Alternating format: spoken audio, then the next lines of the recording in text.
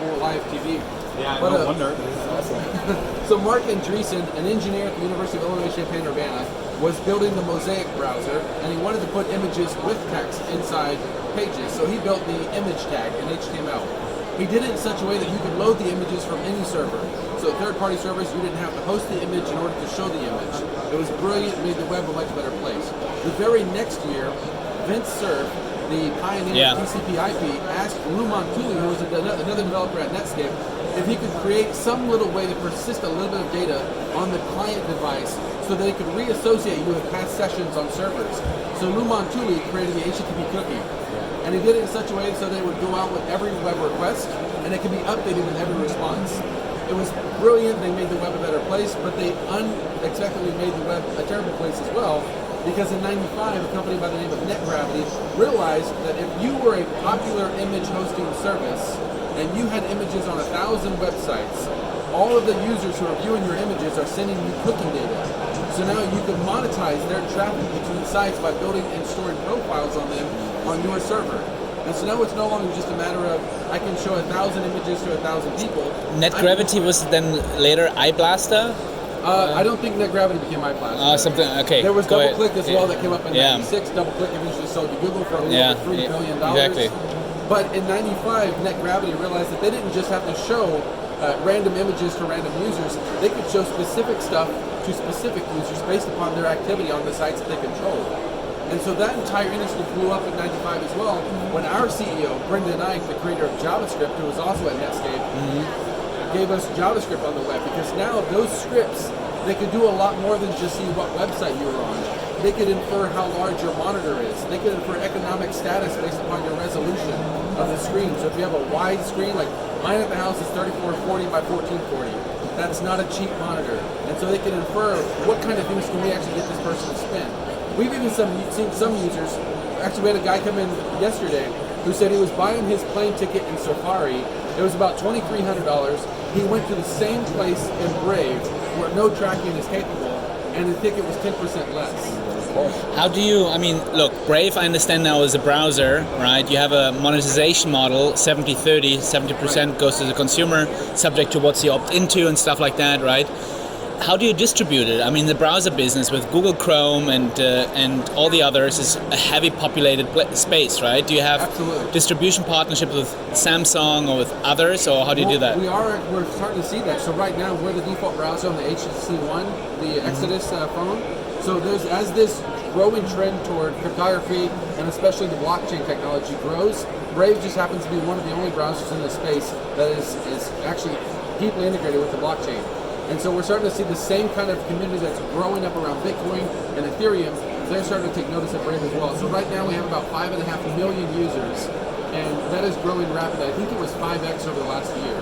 So we continue to see heavy adoption as well. But so we do have marketing that's helping also drive conversions as well. If I'm using the Brave, is it a mobile browser? It's mobile and desktop. And desktop. And the revenue comes mainly through desktop or through mobile? Presently, the revenue would be on desktop, and then it's going to be coming to mobile very soon as well. Okay, let's assume I use a Brave browser on desktop, right? And then you have a specific ad unit that you would show to the consumer that I opt into, right, in my settings. Nothing leaves your device. We bring the catalog. I'll cover that at the end of this demo. Okay, I'm really curious about this part, right? So what we've seen is that primitive tracking that we saw back 25 years ago then started maturing into a more vibrant ecosystem. It became far more lucrative. We saw that DoubleClick sold for more than $3 billion when it was just a couple $100 million a couple years prior. And so now we have this very granular segmentation of all of us on the web, all across these third-party servers that we can't control and we've not consented to. GDPR and regulations like that are going to help considerably. We don't have that in the States. Yeah, I think that helps in the conversation. Well, you have California privacy law coming up, right? It's starting to ramp up. Yeah, it's pretty good. Yeah. And so all of this information now is characterizing us in databases. And so now we exist all across these third parties. They have our gender, location, economic status, marital status. We even saw last week Facebook was in hot water because third-party applications that have no relationship to Facebook were sending information about women's menstrual cycles to Facebook without their consent. And in those cases, Facebook doesn't even have to have an account for you. They can store a shadow profile, and then when you eventually sign up, because everyone's going to eventually succumb to the gravity well that is Facebook. They can associate you with that information that they've been storing for a long time. And so we move on to how we become the product. We've never been in charge of we've never had autonomy on the web. We've been sold within 100 milliseconds of every page load to highest bidders multiple times, sometimes 6 to 12 times. So we move into the antidote room. And this is where we talk about how we change the narrative, how we change the situation. So up until this point, it's been a pretty grim and intense situation. And so what Brave does is we start by first blocking and stopping the leakage of information. So we have third-party ads and trackers built into the mobile browsers, built into the desktop browsers. We want to stop this from happening any further. I had a guy yesterday who asked me, my data's already out there, what's the point of installing Brave? Well, I can stop the leaking so I can start to actually get the water out of the boat, and I can also save my children from having to go through the same thing. The next generation of mobile users, they don't have to experience all this if they don't need to. We can build things better for them. And so what we do is we actually see that you browse much faster in Brave because we're blocking ads and trackers. And in 2015, the New York Times did a study and found that more than 50% of the data, more than half of the data we're paying to load on our mobile phones goes to ads and trackers. We're paying for the privilege of being auctioned and tracked across the web. In the US, it's about $23 a month that I'm paying if I wasn't using Brave. And so you get to block the unwanted ads and trackers, you get to be rewarded for your attention. This is where we stand up that alternative digital advertising model, because we understand that if you just block ads and trackers, you make for a safer web, but you start to cause the publishers to move behind paywalls, because now they're not able to monetize their content as easily as they could. And so we see this gradual rise of ad and tracker blocking across hardware. More than 600 million devices are blocking ads and trackers, but they're not supplementing that income in any way, shape, or form for the content creators. So with Brave, we have an inverted ad model where your private information stays on your device and never leaves your device. If you opt into ads, we download a catalog, the same catalog that everyone here would get. So there's no way to fingerprint the device or a user based on the catalog they receive. Local machine learning on my device, which knows me intimately. It never communicates with anybody outside, but it knows me intimately like a close friend or a secretary. It then surveys that catalog to see if any of those ads would be relevant to me based upon the time of day I'm browsing, based upon recent searches. And if it finds something that it thinks matches my interests, it will notify me with an OS notification. So outside of the browser, there's a little prompt that says, we notice you're looking at vacation rentals, here's some ski resorts, would you like to see this ad? If I say yes, it opens up in a private tab, a full page ad in my browser, and I get 70% of the revenue. So the user is getting paid for their attention, which is the way it should have been from the beginning. We also don't have all the middlemen that are taking that value away from the advertisers. So the advertisers last year, in 2017, actually 2 years ago, 2017, lost 20 cents on the dollar to ad fraud. $20 billion was lost to fraud. We think by inverting that model, keeping the data private on your device, will gradually lower that pretty substantially, which adds more value for the advertisers, better experience for the users. And so we want to actually encourage people to get rewarded for their attention. And then the last thing here, which is to supplement that income from the sites that we visit. So if you go to YouTube, if you go to CNN, if you go to Wikipedia, a lot of these sites are already putting the content out there to be consumed. They're trying to monetize it by ads. We block those ads, but we give you the ability to passively and actively contribute to those sites. So the first way to contribute to this is automatically based upon your attention distribution. So Brave will keep an attention ledger inside the browser. It'll see if Samson spends 20% of his time on Wikipedia, 10% of his time watching Fortnite streamers on Twitch.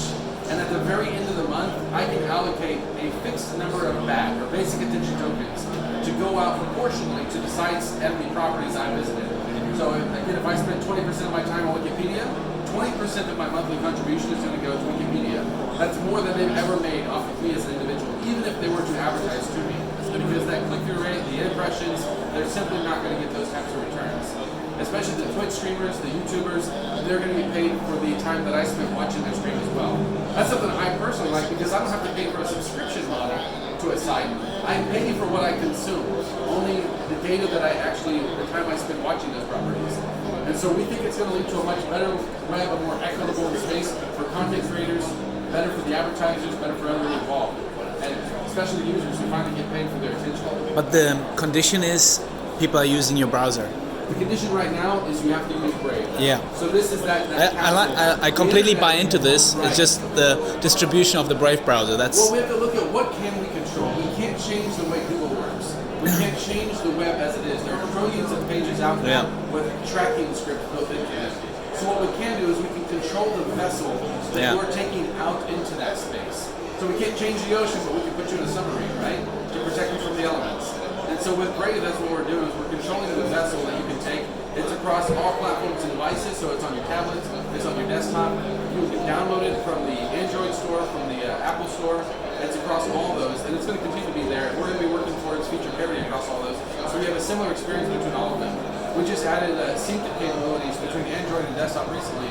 So now your data that you're storing on your desktop can be synced to your Android. So you have a more fluid and continuous experience, even across devices.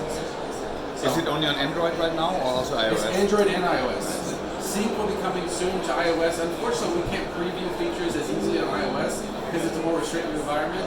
So we have to wait until they've kind of reached maturity so we can put them in a stable build. But with Android, we can have better preview builds. On desktop, we have a stable channel. We have a developer channel, which is a very unstable one. It's not that unstable, but it shows you features that are more early in development.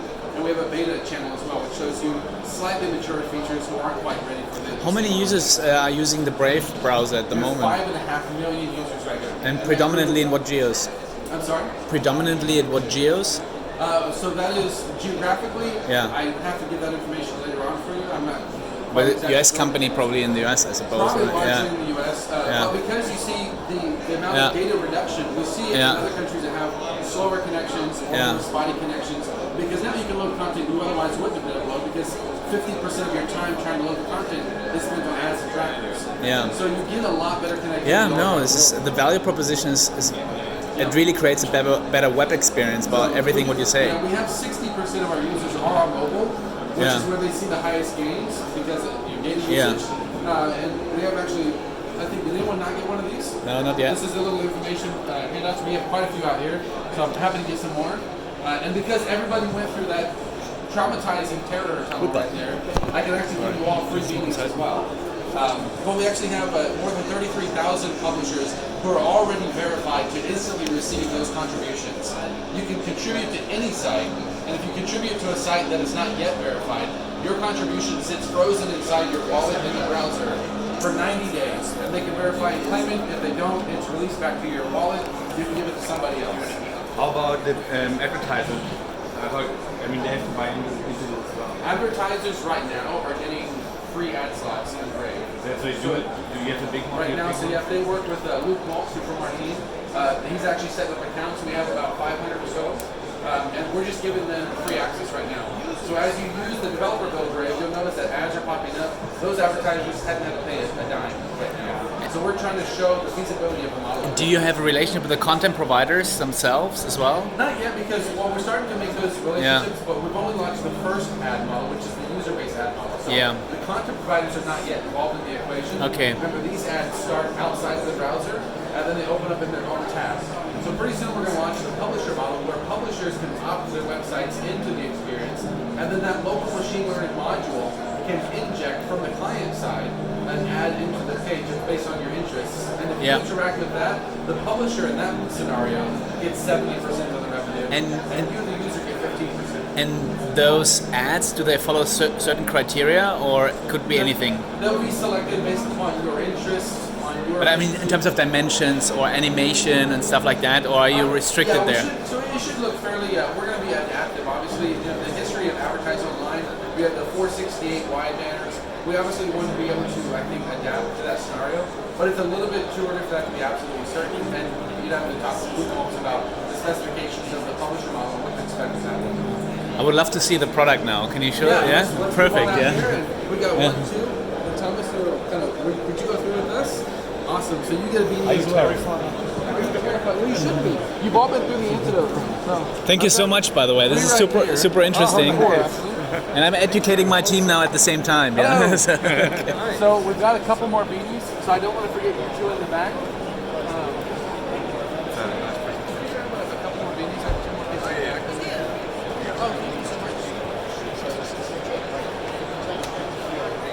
Just in the middle of the interview, speak to you in a second.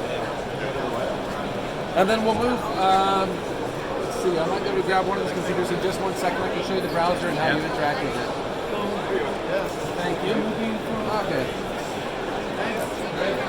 So let's see if we can find a device over here. So it looks like we're looking at the browser right now. So you'll notice across the top, we have at the right end of the address bar, there's the Brave icon and the bat logo. Oh, thank you so much. I was actually going to show how it works, so hopefully everyone gets the benefit here. So let's see here. We looked at the standard layout of the browser, so I'm going to go ahead and jump to a new tab real quick. This is the default new tab page. So what you notice are we have all the actual quantifications of how many trackers are being blocked, how many ads are being blocked, the number of connections that we were able to secure to upgrade to HTTPS, and a manifestation of how many minutes per day that's actually saved you. And so we have some users that have already gotten up into multiple days worth of time saved. So you start to see like a real tangibility to what this means for your day-to-day time. Because you're cutting out a large amount of data from what you're loading across the web. So as we go to a website, let's say we go to CNN. Up in the right-hand corner of Brave, so autoplay was blocked. These are some smaller features of the browser that don't always get the praise that they deserve. But we'll actually stop media from automatically playing, which is rather annoying when you go to a page and you have to figure out what is making noise and find the pause button. We do that automatically for you. You can opt sites in to allow autoplay. But by default, you'll notice the Brave icon has a little number up next to it, and that shows you how many times Brave, the browser, has had to intervene into the process or into this particular page load. So if I expand that, I can see that 29 ads and trackers were blocked. This is data I didn't have to load because it's not relevant to what I'm actually searching for. I can even see specifically who the trackers are. So I can see there's indexww.com, Bing.com was trying to get in there as well, USABilla.com, some metrics, Outbrain, Amazon Ad System. So I'm blocking all of these from that session. They have no capacity to track me on this page or across the web in general. If I wanted to, now say for instance, I have blocked ads on CNN, so CNN is not able to monetize my activity as they would otherwise, which is still, I'm doing this out of self-preservation. I don't want to get malware or malvertisements pushed onto my device. So I can contribute to CNN by clicking the little bat icon. This gives me that gateway into my integrated wallet. So I can see right now, I have 31 BAT, that is roughly equivalent to $4.05 US. I can see that CNN is not yet verified, but as I mentioned earlier, I can still tip unverified properties if I want to. So I can go down, click send a tip, 1 BAT, roughly equal to 13 cents. This is money you can give back to the publisher. Right. Yeah. So this is, I'm going to be giving this from my wallet directly to the publisher. I can make it a reoccurring contribution, which I might want to do in some cases. But for CNN, it might just be one article I really like. I can send my tip, and I've now sent that. If I go into the browser under Brave Rewards,